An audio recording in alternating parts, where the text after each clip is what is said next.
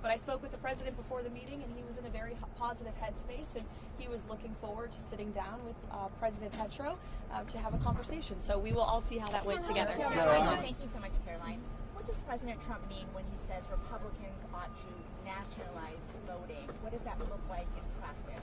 What the president was referring to is the SAVE Act, which is a huge common sense piece of legislation that Republicans have supported, that President Trump is committed to signing into law during his term. And he spoke with the speaker directly about that yesterday, about the need to get that bill on the floor for a vote, because it provides very common sense measures for voting in our country, such as voter ID.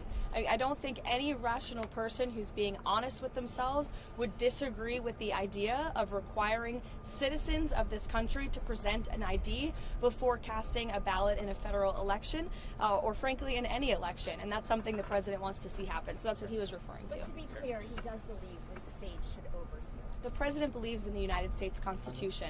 However, he believes there has obviously been a lot of fraud and irregularities that have taken place in American elections. And again, voter ID is a highly popular and common sense policy that the president wants to pursue, and he wants to pass legislation to make that happen for all states across the country. And just to follow up on that, he said specifically that they should take over elections in 15 states. Can you tell us what he meant by that, what 15 states he's referring to in terms of Republicans taking over elections?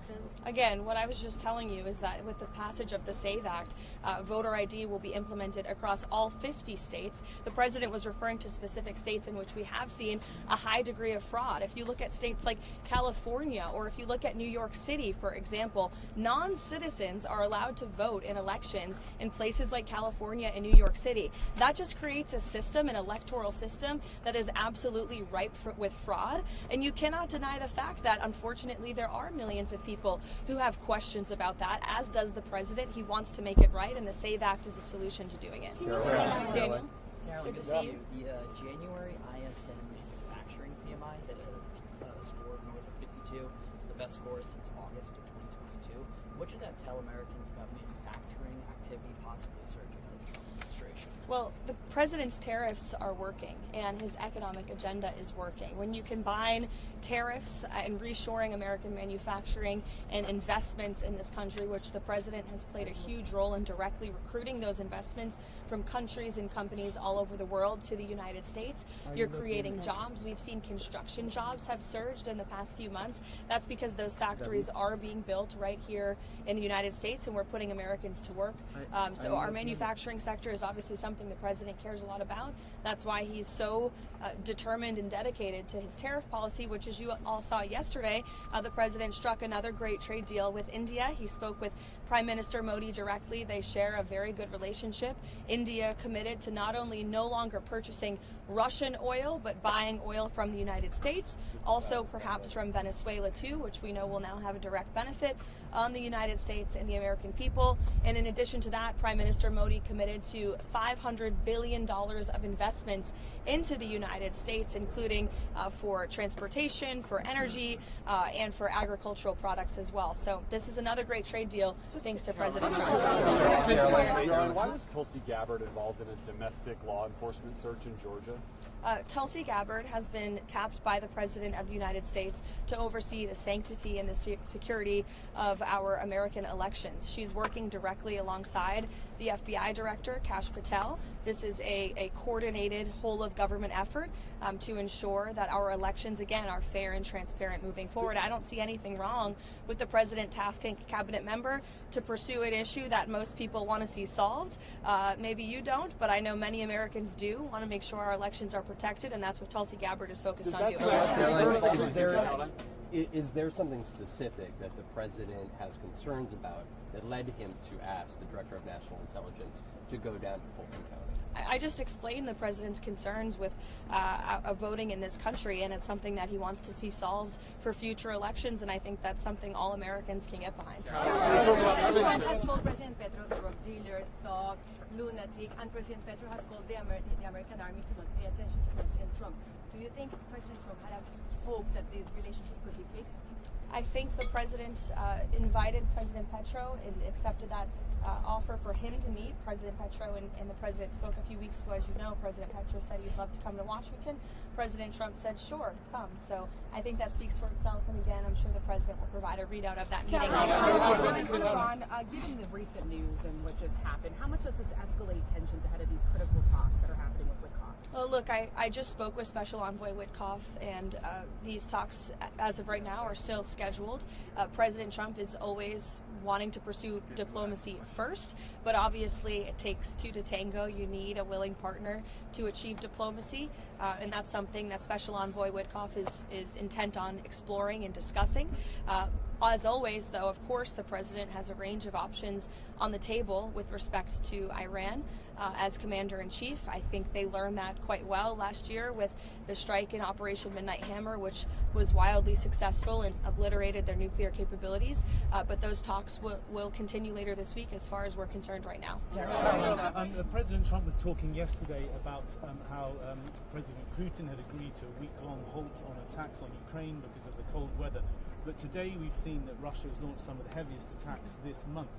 What's your reaction to that? Yeah, I spoke with the president about it this morning, and his reaction was unfortunately unsurprised.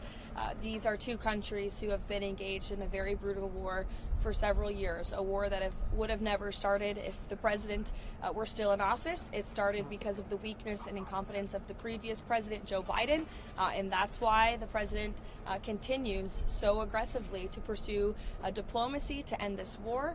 That's why Special Envoy Witkoff and Jared Kushner will be in Abu Dhabi tomorrow for another round of trilateral talks. I would note the trilateral talks that took place last week or the week prior are historic by nature. Never before have all three of our countries really been able to sit down at the negotiating table to move the ball forward towards peace. So Special Envoy Witkoff and Jared Kushner and President Trump made the impossible possible with respect to peace in the Middle East, and I know they're looking to do the same with respect to the Russia-Ukraine war as well. Jake. On Harvard, the president said yesterday he's now seeking $1 billion from Harvard. One, how do you arrive at that number? And two, he said he wants criminal, not just civil, charges against individuals at Harvard. Does he want to see Harvard officials arrested there criminally? Look, I will let the president and also the Justice Department and those who will be pursuing that against Harvard speak on the specifics of that matter. But I know that the president wants to see a deal struck with Harvard that is appropriate and that ensures they are held responsible for the criminal behavior, the illegal behavior, the harassment and the targeting of Jewish American students on their campus that took place over the course of the last year, several years. This is something the administration has been working on over the course of the last year, and the president himself has been directly involved, as evidenced by that Truth Social statement as well. What does President Trump want to see happen during this 2-week negotiation period for DHS funding? Is he confident that a deal will be reached? And what specifically is he willing to accept on some of the ICE and Border Patrol reforms that Democrats are asking for? Well, look, President Trump will be the ultimate decider of any policy changes on anything, especially with respect to immigration enforcement. What I will tell you is the president is never going to waver in enforcing our nation's immigration laws and protecting the public safety of the American people in his ardent support of ICE and Customs and Border Patrol, who unfortunately the Democrat Party has made a decision to demonize. I heard Senator Schumer referring to them as Donald Trump's Nazi secret police force, I believe, were his words. I don't recall that same language being used when President Obama was in the White House and was deporting millions of illegal aliens from our country using this very same agency and these very same agents, who, by the way, have jobs because of the laws that were passed by Congress. So as for policy discussions that will take place, Congress will have those. The president will decide on those. You saw yesterday Secretary Noem announced that DHS agents on the ground in Minnesota will begin using and wearing body cams. That's something DHS is looking to roll out nationwide, assuming they have the funding for it. So that could be part of the discussion. I know Tom Homan has been on the ground in Minnesota. He's there again today for direct dialogue with state and local officials to move these conversations forward as well. And I think you'll be hearing more from Mr. Homan tomorrow on some of the progress that has been made. So look, we're willing obviously to have this dialogue and to talk and to listen, but we are not going to concede in enforcing our nation's immigration laws and delivering on the mandate the president was given by nearly 80 million Americans to deport illegal alien criminals from our country. Venezuela, any preparations for a visit from Delcy Rodriguez from Venezuela, and your statements on the political prisoners situation in Venezuela? Sure. I don't have a date for a visit at this time. I know it is something that has been discussed, but no firm plans at this point. As for the release of the political prisoners, the president and this entire White House, and I think the whole country, should be very pleased to see that. It's a commitment that Ms. Rodriguez made, and she has kept, and we expect her to continue to keep it. Is the administration is still expecting the ICE agents during the Super Bowl week? And what are the comments from President Donald Trump regarding what Bad Bunny said during the Grammy Awards, ICE out? I have not spoken with ICE or the Department of Homeland Security or Secretary Noem with respect to enforcement at the Super Bowl, so I don't want to speak on a topic that I don't have knowledge on. I'm sorry, but I would defer you to them. I'm sorry? On the statements of Bad Bunny saying ICE out.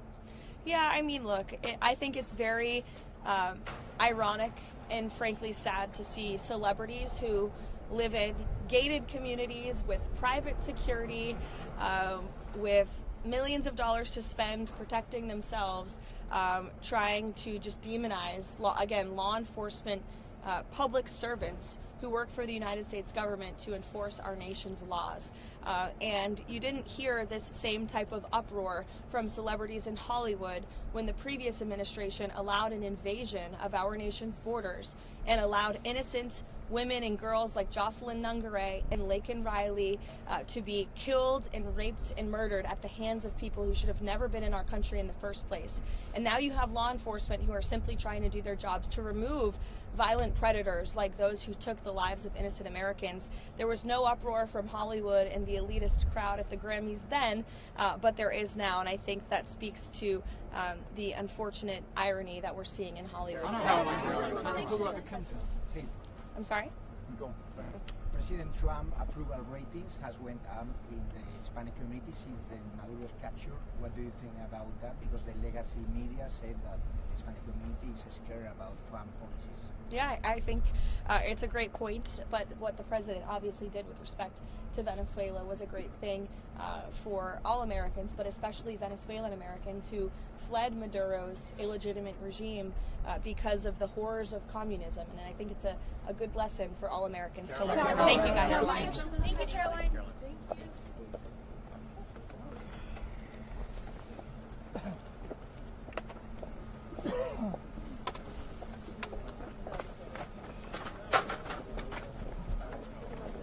you. Give me a couple minutes. I'll get you an earpiece. That sounds good. I'll meet Why don't you. we meet back in 5 minutes? Why don't you bring that?